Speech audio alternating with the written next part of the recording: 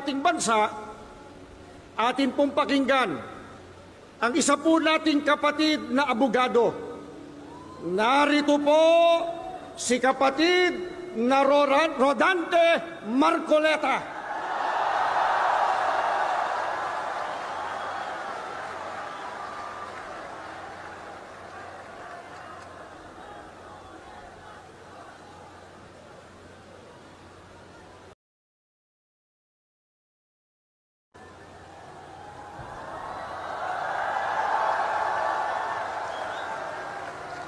Okay pa po ba kayong lahat?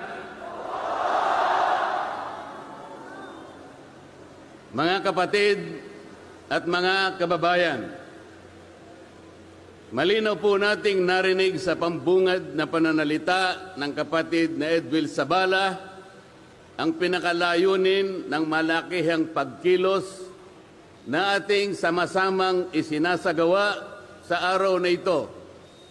Nais nating katawanin ang nagkakaisang damdamin ng milyon-milyong Pilipino at isatinig ang kanilang pinag-isang mithiin para sa isang mapayapa at nagkakaisang Pilipinas.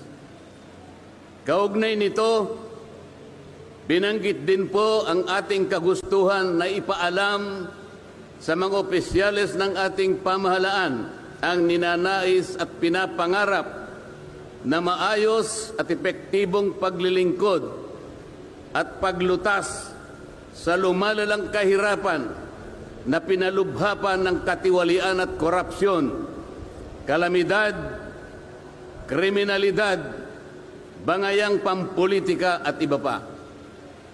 Kinikilala po nating lahat na nagkakatipon ngayon na sa pagkakaisa, kapayapaan at pagkakasundo lamang natin makakamit ang hinahangad na pagunlad at pagsulong ng ating bansa.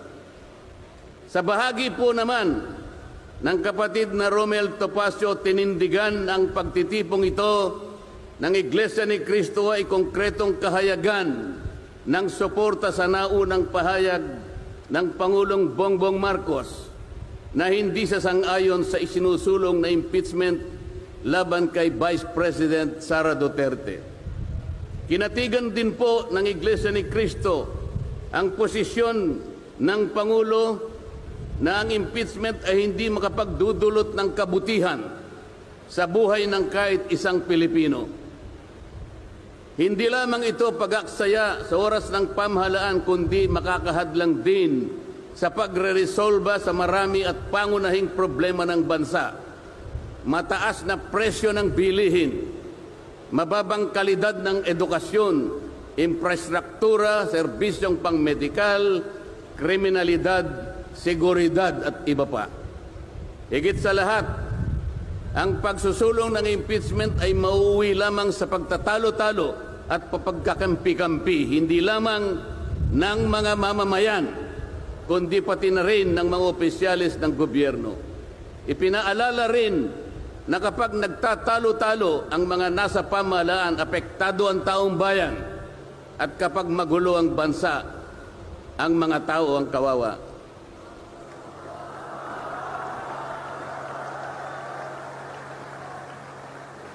Lagyan po natin ng konteksto ang dalawang pagpapahayag na nauna upang lalong mabigyan ng diin ang kahalagahan ng pagkakaisa, pagkakasundo at kapayapaan sa ikalulutas ng panganib na dulot ng kahirapan dahil sa lumulubhang katiwalian, korupsyon, kalamidad at lalo lamang napabibigat ang buhay at pamumuhay ng ating mamamayan.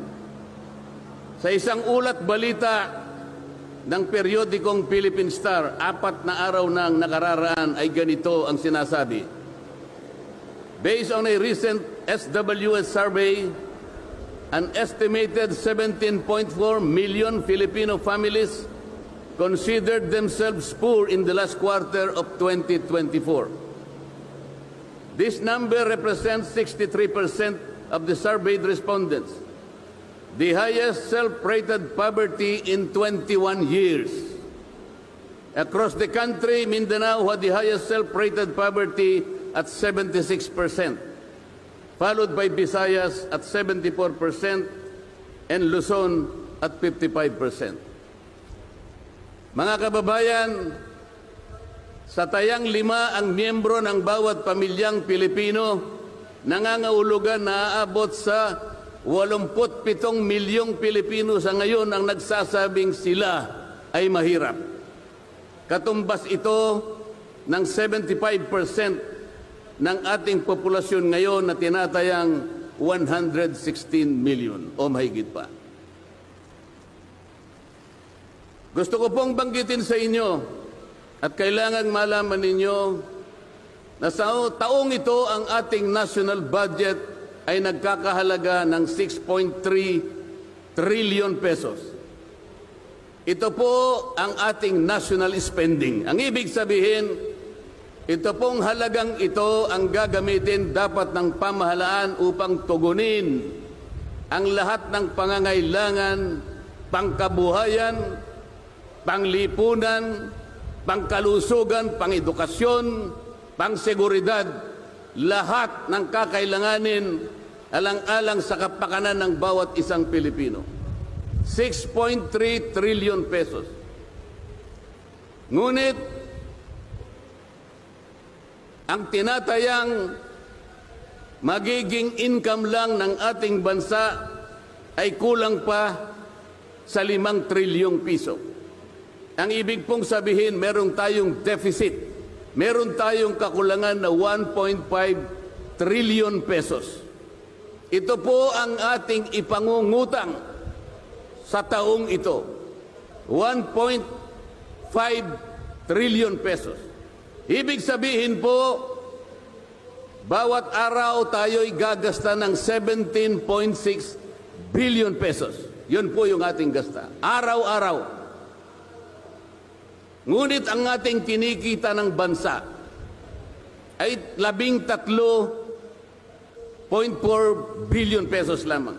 Sa makatwid, ang uutangin natin araw-araw ay 4.2 billion pesos. Katumbas ng 175 million pesos bawat oras. Napakabigat po na hinaharap na hamon at problema ng ating bansa. Hindi po biro-biro ito. Ito po'y pananagutan po ng ating mga opisyales. Hindi po pwedeng talikuran ito. Ganito na po kalala ang problemang pang-ekonomiya ng ating bansa. Ngunit, hindi po yata ganito ang naging direksyon, sapagkat sa halip na po unahin ang mga binanggit nating malalaking problema na kinakaharap ng ating bansa, ang inuna po ay mga bagay na mauuwi lamang sa pagkakampi-kampi at pagkakabahagi ng ating bansa. Bakit po? Nagtatag po ng Quadcom. Ang buong akala ko po, sa pagtatatag ng Quadcom, ito po ay 4 na komite sa House of Representatives. Kinonsolidate, ginawang isang makapangyarihang komite na ang buong akala ko, ito ang gagamitin para tutukan ang namumuong problemang lumulubha pa na hinaharap ng ating bansa. Napakataas po ng bilihin, lalo na po yung pagkain ngayon. Nagtanong-tanong po ako, ang isang pirasong kamatis last week is 20 pesos. Tama po ba yun? Ngayon po, may nagsabi sa akin 30 pesos isang kamatis. Ang isang kilong kamatis, 400 pesos. Tama po ba yun? Ang isang piraso ng siling pangsigang ay 10 piso. Yun po yung sinabi sa akin. Tama po yun? 600 pesos per kilo. Yun pong bell pepper. 2 kulay po yata yung bell pepper. Isang berde, isang pula. 45 pesos ang isang piraso. 1,000 pesos ang 1 kilo. Bakit hindi po ito yung unang harapin natin? Napakalala po ng presyo ng kuryente sa ating bansa.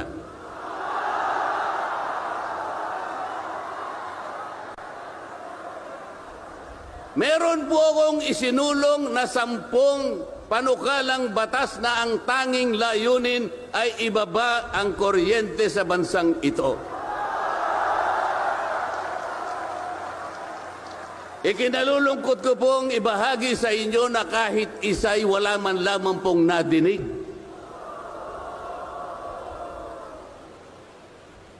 Ano po yung dininig? Pinatawag ang dating Pangulong Duterte, pinatawag ng Quadcom.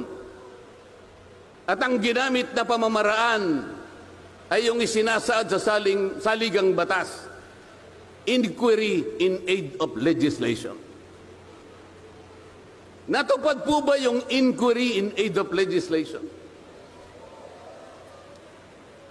Paano po in aid of legislation kung ang tatawagan nilang resource persons para humarap sa paglilitis na yon ay puro kalaban ng dating Pangulo? Alam po ninyo lahat yon.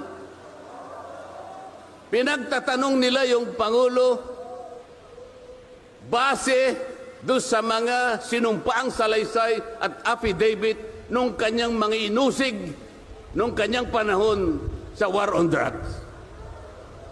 Hindi naman ipinatawag ang mga taong maaring makapagbigay sa kanya ng tulong upang ipaliwanag ang war on drugs. Hindi ipinatawag ang mga Solicitor General sa kanyang panahon. Hindi ipinatawag ang mga Chief PNP upang magpaliwanag kung ano ang war on drugs. Puro kalaban ng dating Pangulo. Yung mga abogadong kasama niya para magtanggol sa kanya, hindi pwedeng magsalita. Sapagkat ang tuntunin sa mga komite, ikaw ay papayagan lamang para payuhan mo ang kliyente mo sa kanyang karapatan. Ngunit paano mangyayari na ang kliyente nila ay papayuhan sa kanyang karapatan kung bubulungan lang siya, ay makikita siya ng isang chairman doon. Attorney, huwag mong bubulungan yan. Iko-contempt kita.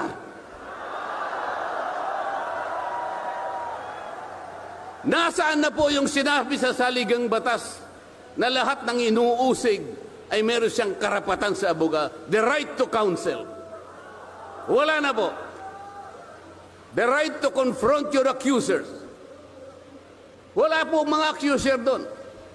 Ang ginagamit po ay mga sinumpaang salaysay, hindi man lang in-authenticate, ipinalagay na totoo lahat ang nakasaad ng mga aligasyon. Anong gagawin ng isang tao sa harap ng ganito na walang rule of law at walang due process? Ito po ang pinag-umpisahan ng kaguluhan at pagkakahati-hati. Sa kagustuhan po nila na mausig ang dating Pangulo, ayaw po nilang pumunta sa korte, ayaw nilang pumunta sa piskal. Ano po ba ang sinasabi ng mga desisyon ng Korte Suprema? Kapag ka napatunayan nyo ang isang tao ay maaring nakagawa ng kahit anong paglabag sa lahat ng batas, anumang batas,